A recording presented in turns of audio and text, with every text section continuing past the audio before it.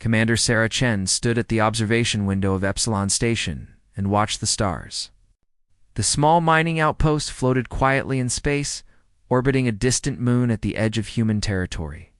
It was not an important place. There were no warships here, no weapons, just 2,000 people living simple lives far from Earth. Sarah liked it that way. She had left the busy cities of Earth to find peace among the stars. Now she spent her days managing mining schedules and settling small arguments between workers. Her biggest worry was usually a broken water recycler or a late supply shipment. On this particular morning, she was thinking about her son's birthday. He was turning 7 next week. She had ordered a toy spaceship from Earth. She hoped it would arrive in time. She never got to give him that gift. The first explosion shook the entire station. Sarah grabbed the wall to keep from falling. Alarms screamed through the corridors. Red emergency lights flashed everywhere. She ran to the command center, her heart pounding with fear. "What happened?" she shouted as she entered the room. Lieutenant Park looked up from his screen. His face was white with terror. "Ships, Commander. Dozens of them. They came out of nowhere." Sarah looked at the display and felt her blood turn cold. The ships were massive and covered with sharp angles and dark metal. She recognized the design immediately. Everyone in the galaxy knew those ships. Vracthri. The Vracthri were a warrior species that had conquered many worlds. They were tall, powerful creatures with gray skin and 4 arms. They believed strength was everything. They saw humans as weak and inferior because humans preferred talking to fighting. "Why are they here?" Sarah whispered. "We have nothing they want." Another explosion rocked the station. This time, she heard screaming from somewhere below. The Vracthri ships were firing directly at the civilian areas. Sarah activated the station-wide communication system. Her voice echoed through every corridor and room. "All personnel, this is Commander Chen. We are under attack. Everyone must get to the emergency shelters immediately. This is not a drill. Move now." She turned to her crew. "Send a distress signal to Earth. Send everything. Every camera feed, every recording. The galaxy needs to see what is happening here." Lieutenant Park nodded and began working frantically at his console. On the main screen, Sarah watched the Vracthri ships move closer. A message appeared. She opened it, and a face filled the display. It was a Vracthri commander with cold yellow eyes and scars covering his face. He wore the golden armor of a high-ranking officer. "I am Lord Kezran of the Vracthri Empire," the alien said. His voice was deep and filled with contempt. "Your pathetic species has spread too far across this galaxy. Today, we will show everyone what happens to the weak." Sarah stepped forward. "This is a civilian station. There are families here. Children. We have no weapons. We are no threat to you," Lord Kezran laughed. It was an ugly sound. "That is exactly why we chose this place. The strong do not attack the strong. The strong crush the weak to prove their power. Your deaths will be a message to every species in the galaxy. Humanity is nothing." The transmission ended. Sarah stood frozen for a moment. Then she heard the sound she had been dreading. The heavy footsteps of Vracthri soldiers boarding the station. "Keep recording," she told Lieutenant Park. "No matter what happens. Keep the signal going to Earth." In the corridors below, chaos had taken over. Families ran toward the shelters. Parents carried crying children. Workers helped the elderly move faster. Everyone was terrified, but they moved together, helping each other.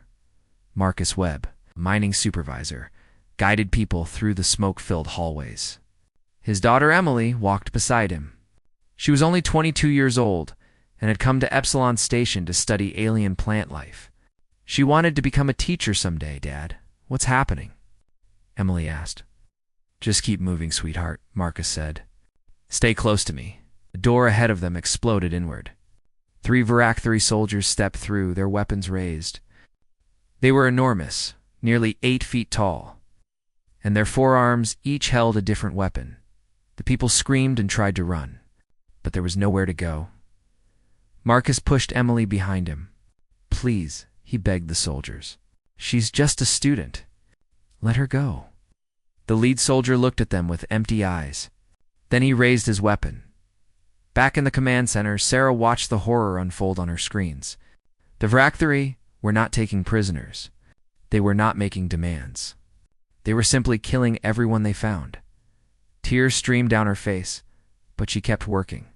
She made sure every terrible moment was recorded and transmitted to Earth. The galaxy needed to see this. They needed to understand what the Vractari truly were. Commander Lieutenant Park said, his voice breaking. "They're at the door." Sarah nodded. She looked into the camera one last time. "This is Commander Sarah Chen of Epsilon Station. We are civilians. We did nothing wrong. Remember us. Remember what happened here today?" The door behind her exploded. Lord Kesran himself stepped into the room. He looked around at the human technology with disgust. Then his eyes found Sarah. "You are the leader?" he asked. "I am," Sarah said. She stood tall and refused to show fear. "And you are a coward. Only cowards murder the defenseless." Kesran's eyes narrowed. For a moment, something like doubt flickered across his face. But then it was gone, replaced by cold anger. "History is written by the strong," he said. "No one will remember your words." He was wrong. Across the galaxy, billions of beings watched the broadcast from Epsilon Station. They saw the Vractari soldiers laughing as they killed unarmed humans. They saw children crying for their parents. They saw Commander Sarah Chen stand defiant until her final breath. And on Earth, in the great chamber of the United Earth Council, admirals and diplomats watched in complete silence. The recording ended with static. No one spoke for a long time. Finally, Admiral James Porter stood. He was an old man with white hair and kind eyes that had now turned hard as stone. "They think we are weak," he said quietly. "They think we will do nothing." He looked around the room at the faces of his fellow humans. Some were crying. Some were shaking with rage. All of them were waiting. "They have made a terrible mistake," Admiral Porter continued. "They do not understand what they have awakened. They do not know what humanity does when our children are murdered." He pressed a button on the table, and a new image appeared on the screen. It showed a fleet of ships unlike anything the galaxy had ever seen. "Contact the Genesis Project," he ordered. "Tell them to prepare for launch." In the darkness of space, the ruins of Epsilon Station drifted silently. 2,000 lives had ended. 2,000 stories had been cut short, but their deaths would not be forgotten, and the response would shake the very foundations of the galaxy.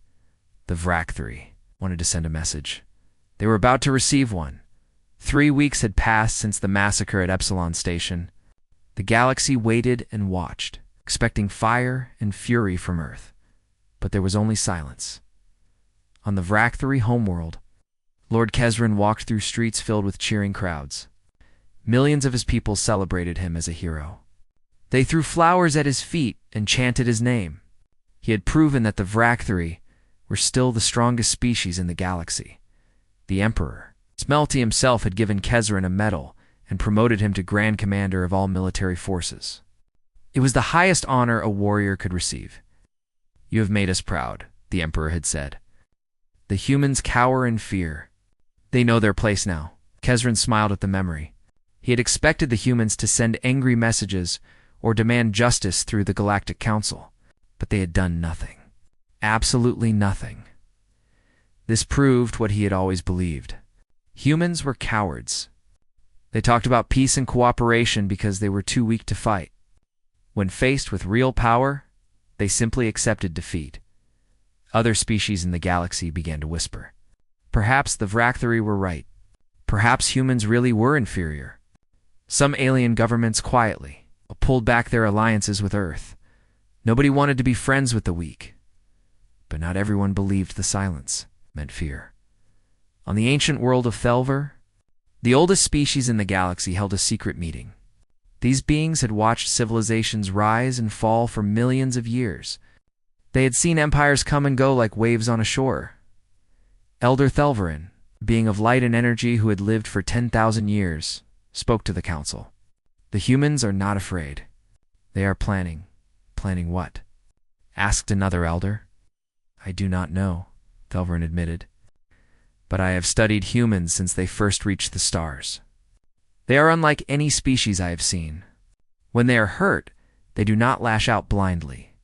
They wait, they think, and then they act with terrible purpose.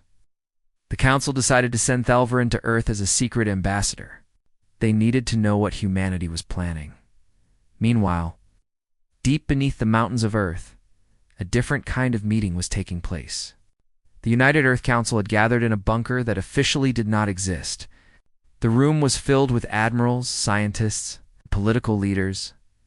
At the center of the table sat Admiral Marcus Webb. He was not the highest-ranking officer in the room, but everyone knew why he was there. His daughter Emily had died at Epsilon Station. The whole world had watched her final moments. We have confirmed the capabilities of Project Genesis, said Dr. Elena Vasquez. She was a small woman with tired eyes and gray hair. She had spent 20 years building the weapon that could destroy planets. She had always hoped it would never be used. For those who do not know the details, she continued, Genesis is a fleet of ships equipped with core destabilizers. When activated, they can cause a planet's core to collapse. The entire world would be destroyed within hours. Nothing would survive. The room was silent. Admiral Webb spoke first. The Vrak 3 Homeworld. 8 billion people. One button, and they all die. Dr. Vasquez said quietly. That is correct, and we should do it, said another admiral. They murdered our people. They broadcast it to the entire galaxy. If we do not respond with overwhelming force, every hostile species will think they can attack us without consequences. Several heads nodded in agreement, but Dr. Vasquez raised her hand. Before we vote, I must say something. I built this weapon to protect humanity, not to turn us into the very monsters we fear. If we destroy the Vrak 3 homeworld, we will kill 8 billion beings. Most of them are civilians, farmers, teachers, children. They had nothing to do with what happened at Epsilon Station. Their soldiers killed our children, Admiral Webb said. His voice was cold and hard. Why should we care about theirs? Dr. Vasquez looked at him with sad eyes. Because that is what separates us from them, Admiral. The Vrak 3 believe might makes right. They believe the strong can do whatever they want to the weak. If we destroy their world out of pure revenge, we become them. Is that what your daughter would have wanted? Webb's hands tightened into fists. For a long moment, he said nothing. The memory of Emily's face filled his mind. She had been kind and gentle. She had chosen to study plants because she wanted to understand life, not destroy it. But then, he remembered watching her die. He remembered the Vrak 3 soldier raising his weapon. He remembered the way she had looked at the camera in her final seconds. My daughter is dead, he said finally. Her opinion no longer matters. The vote was held. 60% voted in favor of deploying Project Genesis. Admiral Webb was given command of the mission. As the council members left the bunker, Dr. Vasquez approached Webb. Marcus, she said softly, I knew your daughter. I met her once at a conference. She showed me pictures of flowers she had discovered on Europa. She was so excited about the smallest forms of life. Webb turned away. Don't do this, Alina. She would not want this. You know she would not. She's gone. The only thing left is justice. This is not justice. This is extinction. Webb walked away without another word. Later that night, Elder Thelveron arrived at Earth in secret. He met with the few council members who had voted against Genesis. They told him what humanity was planning. The ancient being listened in silence. When they finished, he spoke slowly. I must warn you of something. If you destroy the Vrak 3 homeworld, every species in the galaxy will unite against you. Not because they love the Vrak 3, but because they will fear you. They will see humanity as the greatest threat that has ever existed. You will win this battle and lose everything else. A choice do we have? Asked one of the council members. If we do nothing, we look weak. Other species will attack us. There's always another choice, Thelverin said. That is the great truth that most species never learn. The path of destruction is easy. The path of wisdom is hard. But it is the only path that leads to a future worth living. His words fell on deaf ears. 3 days later, the Genesis fleet launched from a secret base on the dark side of the moon. 12 massive ships, carrying weapons of absolute destruction. Their destination was the Vrak-3 Homeworld, 6 weeks away at maximum speed. Admiral Webb stood on the bridge of the flagship, watching Earth grow smaller in the distance. In his pocket, he carried a photograph of Emily. He had not looked at it since the day she died. Behind him, the door opened quietly. Someone had snuck aboard the ship. Someone who was not supposed to be there. Dr. Elena Vasquez had made her own choice. She would not let humanity become monsters. Not without a fight, as the fleet disappeared into the darkness of space. A single question hung over everything when they reached the Vrak-3 Homeworld. What kind of species would humanity choose to be? The answer would change the galaxy forever. The Genesis fleet entered Vrak-3 space on the 42nd day of their journey. 12 human warships moved through the darkness like silent ghosts. Their weapons were armed. Their crews were ready. And their mission was simple: destroy an entire world. Admiral Marcus Webb stood alone on the observation deck, staring at the stars ahead. Somewhere out there was the Vrak-3 Homeworld. 8 billion lives waited unknowingly for their death. He had not slept well since leaving Earth. Every night, he dreamed of Emily. Sometimes she was smiling, showing him the flowers she had discovered. Other times she was screaming, reaching for him as the Vrak-3 raised their weapons. He always woke up before he could save her. A door opened behind him. Webb turned, expecting one of his officers. Instead, he saw Dr. Elena Vasquez stepping out of the shadows. "How did you get on this ship?" he demanded. Elena held up her hands. "I have my ways. More importantly, I have information you need to see before we reach the homeworld. There is nothing you can say that will change my orders. Please, Marcus. Just look at this. Then decide." She handed him a data tablet. Webb hesitated, then took it. The screen showed intercepted Vrak-3 communications from the weeks before the attack on Epsilon Station. As he read, his face changed. The hard lines softened. His eyes widened with shock. "This can't be true," he whispered. "It is," Elena said. "I verified it 3 times. The attack on Epsilon Station was not ordered by the Vrak-3 Emperor. It was Lord Kezran, acting alone. He wanted to start a war that would make him powerful. The Emperor knew nothing until after it happened." Webb scrolled through the messages. He saw communications between Kezran and his loyal commanders, discussing how they would keep the Emperor ignorant. He saw Kezran boasting about how the massacre would make him the most important Vrak-3 in history. He saw evidence that the Emperor had actually opposed military expansion for years. "There's more," Elena continued. "Look at the population data." The tablet showed information about the Vrak-3 homeworld. 8 billion beings. But the breakdown was surprising. Only 12% of the population served in the military. The rest were farmers, workers, artists, and teachers. Millions of them had actually protested against Kezran's aggressive policies. "They have peace movements," Elena said. "Millions of Vrak-3 who believe war is wrong. They will all die too if you press that button." Webb put down the tablet. His hands were shaking. On the Vrak-3 homeworld, a young female named Shalira stood in the center of a crowded square. She was leading the largest protests her city had ever seen. Thousands of Vrak-3 surrounded her, holding signs that called for peace. "Lord Kezran does not speak for us," she shouted to the crowd. "What he did at Epsilon Station was murder. We are not murderers. We are not monsters.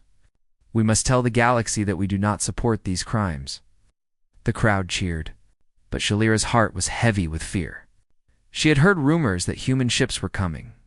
Ships with weapons that could destroy their entire world. She understood why. If someone had killed her family, she would want revenge too. But she also knew that revenge would not bring the dead back. It would only create more dead. A messenger pushed through the crowd and reached Shalira. His face was pale with terror. "They are here," he said. "The human fleet has entered our system. They will reach our world in 3 hours." The crowd went silent. Mothers grabbed their children. Old men looked up at the sky as if they could see their death approaching. Shalira climbed higher so everyone could hear her. "Listen to me," she called out. "We cannot fight the humans. We cannot run. But we can show them who we really are. We can show them that Kesron does not represent our people. Maybe they will listen. Maybe they will not. But we must try." The crowd began to murmur and argue. Some wanted to hide. Some wanted to fight. But most looked at Shalira with desperate hope. "What do we do?" someone asked. "We broadcast," Shalira said. "We send a message to the human ships. We tell them the truth. We tell them that millions of us oppose Kesron from the beginning. We offer to hand him over for justice. We beg for mercy. They will not listen," said an old warrior.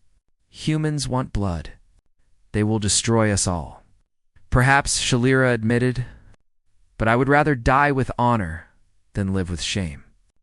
I would rather die begging for peace than hiding in silence while innocents are killed for crimes they did not commit."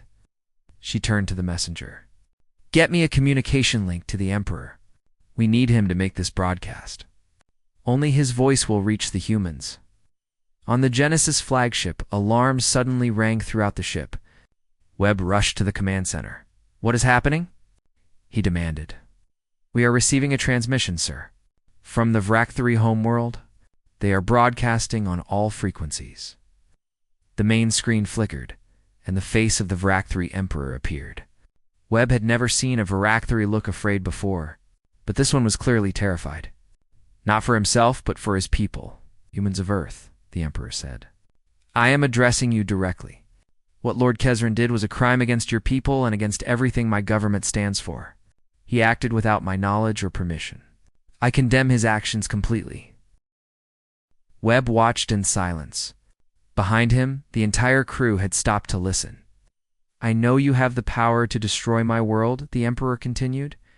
"I know you have every reason to hate us. But I beg you, do not punish 8 billion innocent beings for the crimes of one monster. Lord Kesron will be arrested and handed over to you for judgment. We will pay any price. We will make any sacrifice. Just please, do not kill my children for something they did not do." The transmission showed images of Vrak-3 cities. Not military bases, but schools and hospitals. Children playing in parks, families eating dinner together, beings not so different from humans, living ordinary lives. The Emperor's voice cracked with emotion. "You have every right to destroy us, but I am asking you, human, to Vrak-3, father to father, mother to mother, is this really who you want to be? Is this the message you want to send to the galaxy?" The transmission ended. Webb stood motionless. The crew watched him, waiting for orders. "Sir," said his executive officer, "we are in firing position. Genesis weapons are ready. Awaiting your command?" Webb reached into his pocket and pulled out the photograph of Emily. For the first time since she died, he looked at it. She was smiling, holding a small purple flower she had found on some distant moon. Dr. Vasquez stepped forward. "What would she want you to be, Marcus?" Tears streamed down Webb's face. On the main screen, he could see the Vrak-3 homeworld growing larger, billions of lives waiting for his decision. His hand moved toward the activation button. Then it stopped. "Stand down," he whispered. "Sir?" "I said stand down. All weapons to safe mode." Now. The crew hesitated for only a moment before following his orders. Throughout the fleet, weapons that could destroy a world were powered down. But Webb was not finished. He had made his choice. Now, he needed to make a different kind of war. "Open a channel to Earth," he ordered, "and get me the Galactic Council. We are going to do this the right way." He looked at the photograph one more time before putting it back in his pocket. "Emily would not want me to be a monster," he said quietly. "So I will not be one. But I will get justice. I promise you that." News spread across the galaxy within hours. The human fleet had stopped. The weapons that could destroy the Vrak-3 homeworld remained silent. 8 billion beings who had prepared to die were still alive. But Admiral Marcus Webb made it clear that mercy did not mean forgiveness. Standing on the bridge of his flagship, he broadcast a message to every corner of known space. "We came here with the power to turn your world to dust," he said, looking directly into the camera. "We chose not to. But do not mistake our restraint for weakness. We are not here to forgive. We are here for justice. Real justice, not revenge. The beings responsible for the massacre at Epsilon Station will answer for their crimes, and the galaxy will watch." On the Vrac-3 homeworld, Shalira collapsed with relief when she heard the news. The people around her wept and embraced each other. They had been given a second chance that none of them expected. But their relief was mixed with fear. What kind of justice would the humans demand?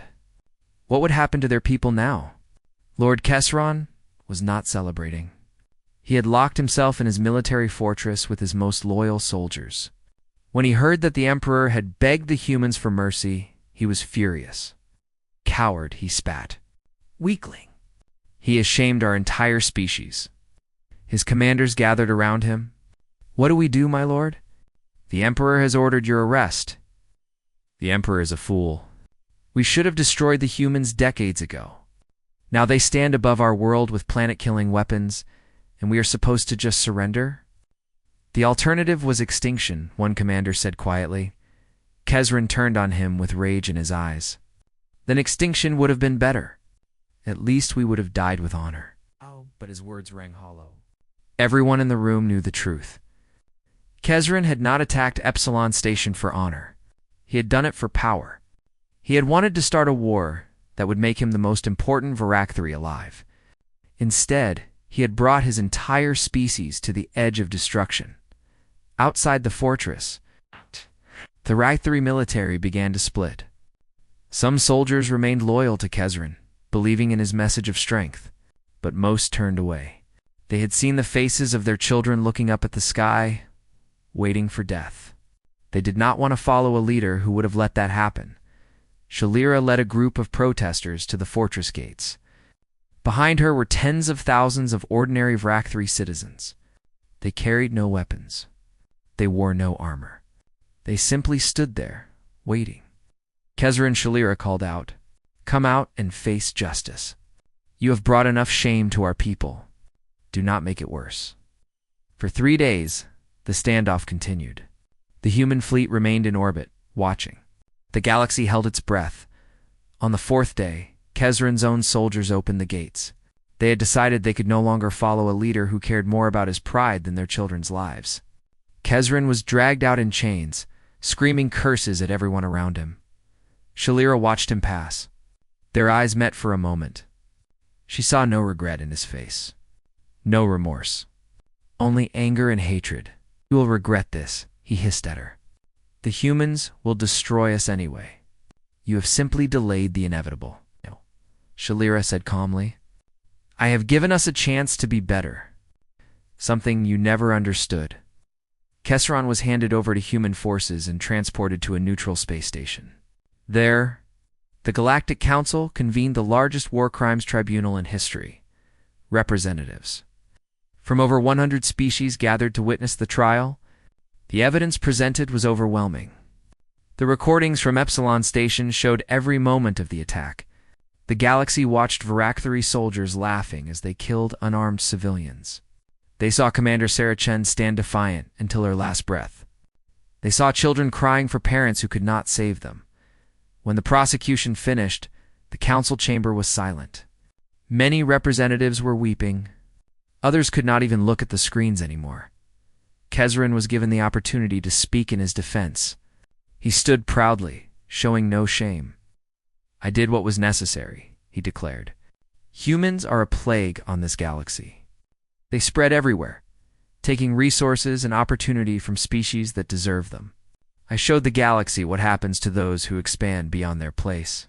If more leaders had my courage, we would not be in this situation." "You murdered 2,000 innocent civilians," said the chief prosecutor. "Many of them were children, casualties of war. The humans should have stayed on their own planet. Their blood is on their own hands."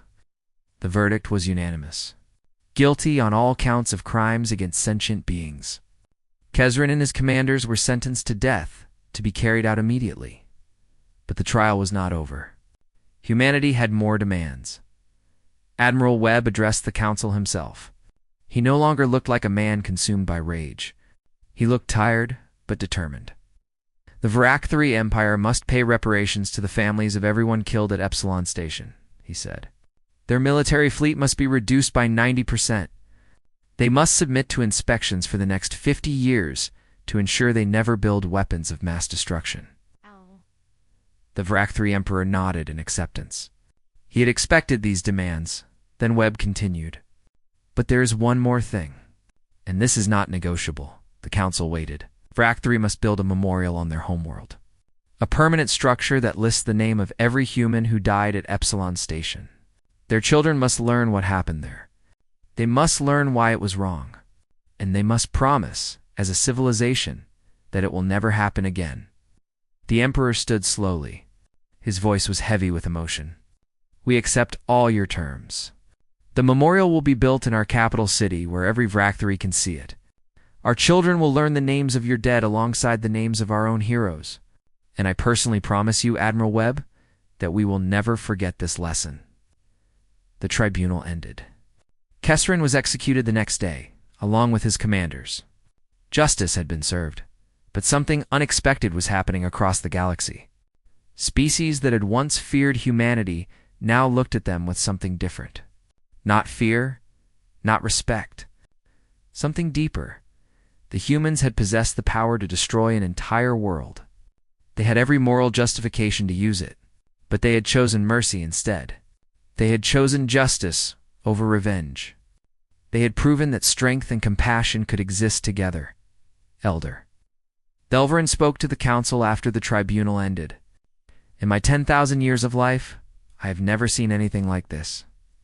Most species, when they gain great power, use it to crush their enemies. Humans had the power of gods, and they chose to remain human. This is why they are special. This is why they may be the most important species in this galaxy. After the council adjourned, Shalira approached Admiral Webb. They stood alone in a quiet corridor. Two beings from species that had been at war just weeks before. I want to understand, she said. You lost your daughter at Epsilon Station. You had the power to kill every Varactari alive. Why did you not do it? Webb pulled out the photograph of Emily. He showed it to Shalira. She wanted to be a teacher, he said. She believed in life. She would have hated me if I became a monster to avenge her. I could not let her memory become something ugly. Shalira looked at the photograph for a long time. The young human woman was smiling, holding a flower, completely unaware of the tragedy that awaited her. She looks kind, Shalira said finally. She was the kindest person I ever knew. Shalira bowed her head. Then I will honor her memory. I will become a teacher. I will teach my people about humans. About your daughter. About what true strength looks like. Webb nodded. He could not speak. But for the first time since Emily died, he felt something other than pain. He felt hope. The memorial on the Varactari homeworld was completed 6 months later. It was beautiful and terrible at the same time. 2,000 names carved in stone, surrounded by gardens of alien flowers. Every day, thousands of Varactari came to read the names and remember what their people had done. And every child who visited learned the same lesson. True power is not the ability to destroy. It is the ability to choose mercy. When destruction is within your grasp, the galaxy would never forget what happened at Epsilon Station, but they would also never forget what happened after. Humanity had shown them a different way. 5 years had passed since the tribunal. The galaxy had changed in ways no one could have predicted. The memorial on the Varactari Homeworld had become the most visited place on the entire planet. Every year, millions of Varactari traveled there to read the 2,000 names carved in stone. School children came on field trips. Politicians came before taking office. Soldiers came before joining the military. It had become a sacred place, a reminder of the darkest moment in their history and the mercy that followed. Admiral Marcus Webb had retired from the military. He lived in a small house on Earth, surrounded by flowers that reminded him of his daughter. Every morning, he walked through his garden and remembered Emily's smile. But he did not hide from the world. He visited schools and spoke to children about what had happened. He told them about the massacre.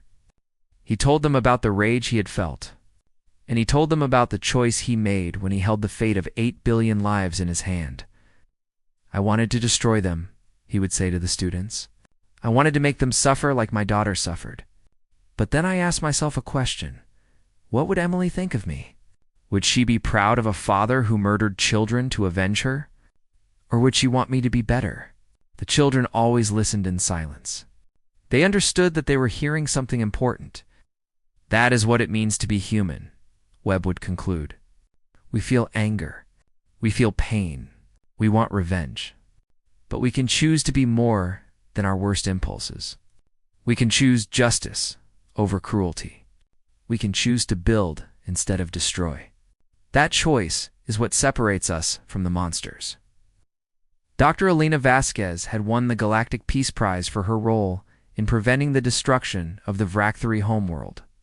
She used the prize money to establish a school for conflict resolution, where young beings from many species came to learn how to solve problems without violence. But the greatest change had come from Shalira. True to her promise, she had become a teacher. But not just any teacher. She was now the first Vrak-3 ambassador to Earth. She split her time between both worlds, teaching Vrak-3 children about human culture and human children about Vrak-3 traditions. She had written a book about Emily Webb, pieced together from interviews with her father and friends. The book was translated into 100 languages and read by billions of beings across the galaxy. Emily had become a symbol of innocent life lost to senseless violence, a reminder of why such violence must never happen again. Shalira stood in her classroom on Earth, looking at the young faces watching her. Human children, curious about the tall gray alien who spoke their language with a slight accent. "Today," she said, "I want to tell you about a human named Emily Webb. She was not a soldier. She was not a politician. She was a student who loved flowers. And her death changed the galaxy." She told them the whole story. The attack on Epsilon Station, the rage of humanity, the fleet that came to destroy her world, and the moment when one man chose mercy over revenge. "Emily's father could have killed everyone I loved," Shalira concluded. "But he thought about what his daughter would have wanted, and he made the harder choice. That is why I am here today. That is why my people are still alive." A young boy raised his hand. "Do you ever feel guilty about what your people did?" Shalira nodded slowly. "Every day. But guilt without action is useless. I try to honor the dead by making sure their sacrifice meant something. I teach. I build bridges. I help beings understand each other. That is how I make peace with the past." Beyond Earth and the Vrak-3 homeworld, the galaxy faced new challenges. An aggressive species called the Morvac Collective had begun attacking border colonies. They saw the changes in the galaxy as weakness. They believed this was their opportunity to expand their empire. The Galactic Council gathered to discuss the threat. Representatives from dozens of species argued about what to do. Some wanted to appease the Morvac. Others wanted immediate war. The debates went on for days without resolution. Finally, the Earth's ambassador stood to speak. The room fell silent. Everyone wanted to hear what the humans would say. 5 years ago, the ambassador began. Humanity stood at a crossroads. We had the power to destroy the Vrak-3 completely. We chose justice instead. That choice was not weakness. It was the hardest thing we have ever done. And it showed the galaxy what we truly stand for. She looked around the room. Now we face another choice. The Morvac believe we are soft. They think our mercy means we will not fight. They are wrong. The ambassador activated a display showing military forces from many worlds. Humanity proposes a galactic defense coalition. Not an alliance of conquest, but an alliance of protection. Any species that attacks innocent colonies will face the united response of all member worlds. And who would lead this coalition? Asked a skeptical representative. The ambassador smiled. We propose joint leadership, but humanity will take the first position. Not because we have the biggest weapons, but because we have proven that we know when not to use them. The vote was held. The coalition was formed. For the first time in galactic history, species that had been rivals and enemies agreed to defend each other. The Morvok Collective received a message from the new coalition. Attached was a comprehensive file, recordings of the Epsilon Station Tribunal, the Vractory, surrender, the memorial, and the 5 years of peace that followed. A human voice accompanied the file. We are giving you one chance, only one. You can join us in building a peaceful galaxy, or you can face the same judgment we brought to those who murdered our people. The choice is yours. The Morvac High Command reviewed the materials. They saw humans who had been pushed to the edge of genocide and stepped back. They saw a species that could destroy worlds but chose not to. They saw enemies who had become allies. And they saw a memorial where the names of human dead were honored by the very species that had killed them. The Morvok fleet retreated from Coalition space. They sent a message requesting diplomatic talks on Earth. Shalira stood beside the now elderly Marcus Webb at the Coalition headquarters. They watched the news together. Do you think they truly understand? Shalira asked. The Morvac, I mean. Do they understand what makes humans dangerous? Webb smiled. His hair was white now and he walked with a cane. But his eyes were still sharp. I hope not. Shalira looked at him with confusion. Why? Because our greatest advantage is that our enemies never understand us. They see our weapons and our ships, and they think that is our power. They do not understand that our real power is something much simpler. And what is that? Webb looked out the window at a world that was at peace because of choices made years ago. We know how to forgive. We know how to build. And we know how to turn enemies into friends. Those are things no weapon can achieve. Those are the things that actually change the galaxy. Shalira thought about her students back on the Vractory Homeworld. Children who had grown up learning about Emily Webb. Children who now dreamed of traveling to Earth and meeting humans. Children who could not imagine their parents' generation ever being at war with humanity. You are right, she said. That is more terrifying than any planet killer, Webb laughed. It was a good sound, full of life and warmth. Terrifying to our enemies. But to everyone else, it is hope. The sun set over the Coalition headquarters. Across the galaxy, beings of every species looked up at the stars and saw something new. Not empty darkness. Not threatening enemies. But a future they could build together. It had started with tragedy. With the burning of Epsilon Station and the death of 2,000 innocent people, it had nearly ended with the destruction of an entire world. But because one man looked at a photograph of his daughter and chose to be worthy of her memory, the galaxy had changed forever. That was the lesson of Epsilon Station. That was the legacy of Emily Webb. That was what it meant to be human, the ability to hold the power of gods in your hands. And still choose to be kind, and in the end, that kindness conquered more than any army ever could.